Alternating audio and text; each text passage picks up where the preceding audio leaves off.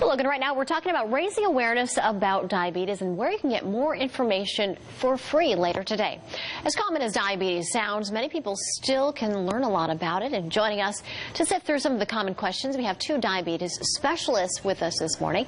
Dr. Kim D'Eramo, board-certified doctor and diabetes specialist, and Dr. Mario Torres-Leon, board-certified doctor, diabetes specialist. Thanks so much for being with us. Great to be here. Now, first of all, you guys are married. You're both specialists in diabetes, which is very cool. First now, though, let's talk about the differences of type 1 and type 2 diabetes, because sometimes there is some confusion. We hear about diabetes all the time, especially with recent celebrities coming out and talking about it. But let's talk about how they differ. There's a big difference between type 1 and type 2 diabetes. Type 1, you're not making insulin. So not only will the blood sugar levels rise in a way that can be lethal, but you also can become acidotic. There's acids that develop in the bloodstream, and that's even more significantly lethal. Blood sugar control is very important, and those patients will have to have exogenous insulin, sometimes even in a pump, because they need to monitor and continuously get the insulin they need.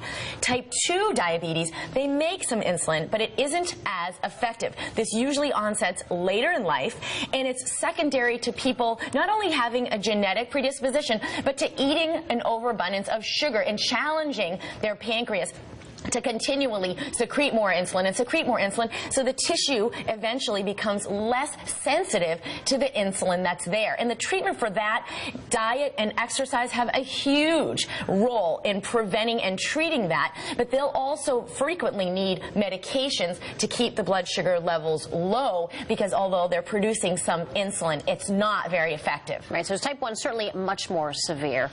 Type 1 is much more severe, and it tends to onset at a much earlier age in children, although it can onset in adults if someone has an insult or an injury to the pancreas, like drinking too much alcohol. You'll injure the pancreas's ability to secrete insulin. Talk a little bit more about type 2 diabetes and pre-diabetes conditions, because there are things that you can do in your life to sort of change and get out of that danger zone, so to speak. That's a really important point, because the type 2 diabetes, even though it's thought as something that is not as severe as a type 1, the fact of the matter is that functioning, the results of that type 2 diabetes can be just as severe.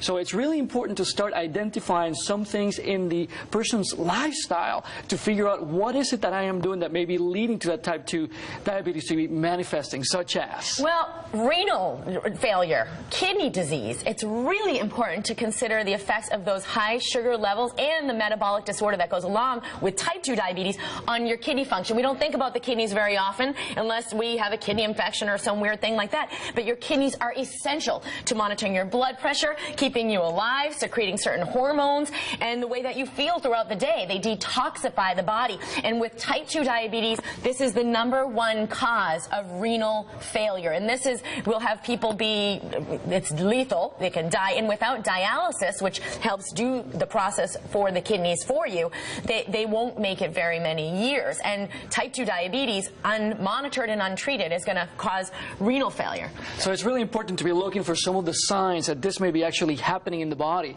What we call polydipsia, people feeling tremendous amount of thirst, or polyuria in the case of the kidneys, they're urinating all the time. Those are really common symptoms. Or people having foggy thoughts, like, I'm not really thinking the way I typically do. Those are things to look for. So pre-diabetes condition is something that you can be diagnosed, but you also can change that, right? Just by eating healthier, exercising, getting your life more under control. One of the things we teach everyone is that your thoughts have an immediate physiologic response in your body. And when you're in the fight or flight response, that stress response, you generate inflammation throughout your body that is the underlying physiology of not only diabetes, but of heart disease, of cancer, obesity, every major chronic illness that most Americans are dying from today. And that if you can instead turn off that fight or flight response, and we have lots of modalities that we train patients exactly how to do that.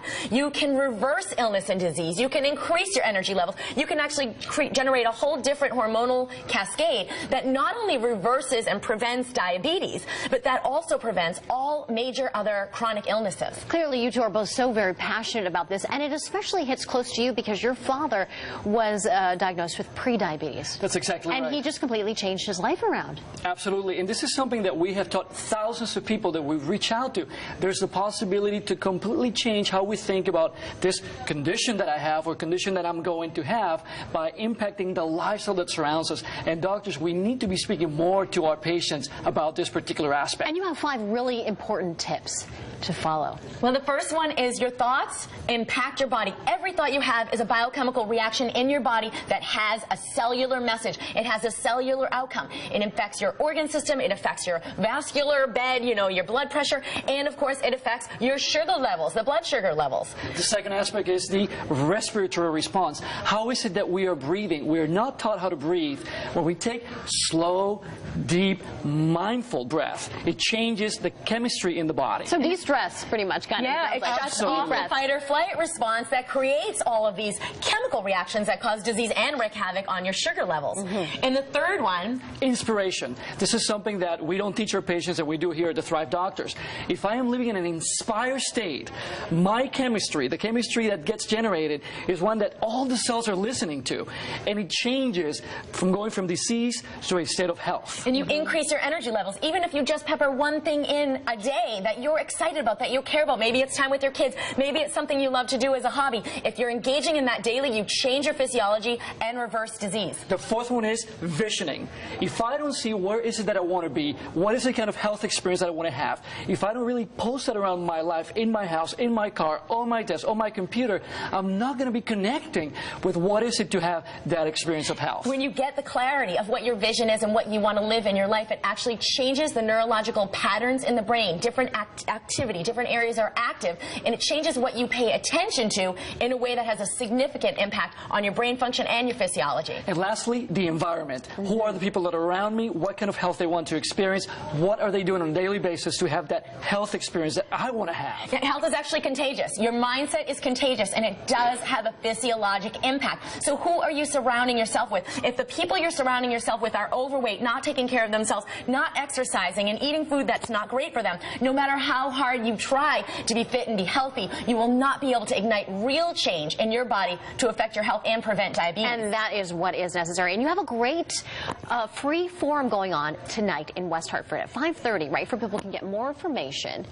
We're speaking at New England Integrative Health Associates at 5:30 this evening, and it's how to reverse disease in 4 minutes or less. We're going to teach people how to reverse pain, reverse anxiety, reverse that inflammatory disease-producing process in 4 minutes or less. It's a super powerful process we're excited to bring to medicine. Just think about that. 4 minutes of your day to change your entire health experience for free. Fantastic.